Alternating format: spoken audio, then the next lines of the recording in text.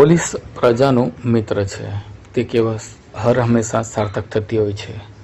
કોઈક વખતે પોલીસ તેની કડકાઈ માટે પણ જાણીતી છે. ત્યારે ભરૂચ જિલ્લામાં પોલીસે રક્તદાન શિબિરનું આયોજન કર્યું હતું.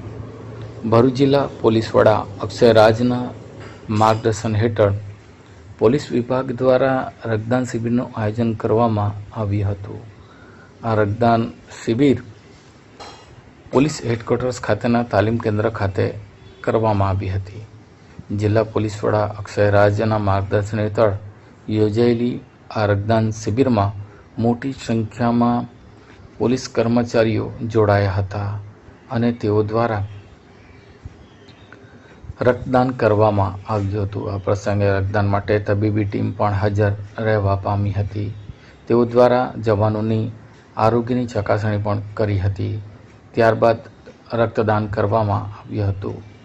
જરૂરિયાતમંદ લોકોને મદદરૂપ થવા માટે પોલીસ હંમેશા તત્પર રહેતી હોય છે. ત્યારે સમાજ સેવા સાથે પોલીસ વિભાગ હંમેશા તત્પરતા દેખાવતા હોય છે.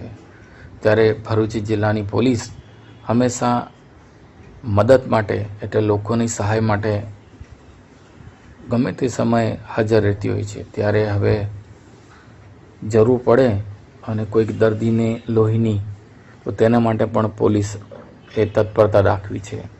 અને ગઈકાલે જિલ્લા પોલીસ વડા અક્ષય રાજના માર્ગદર્શન હેઠળ મોટી સંખ્યામાં પોલીસ કર્મચારીઓ દ્વારા રક્તદાન કરવામાં આવ્યું હતું. ખુદ જિલ્લા પોલીસ વડાએ પણ રક્તદાન કર્યું હતું અને રક્તદાન એ મહાદાનનો સંદેશ વહેતો કર્યો હતો. आदरणीय प्रधानमंत्री श्री के जन्मदिन के निमित्त आज भरूच पुलिस के द्वारा भी एक ब्लड डोनेशन का एक कार्यक्रम किया गया है।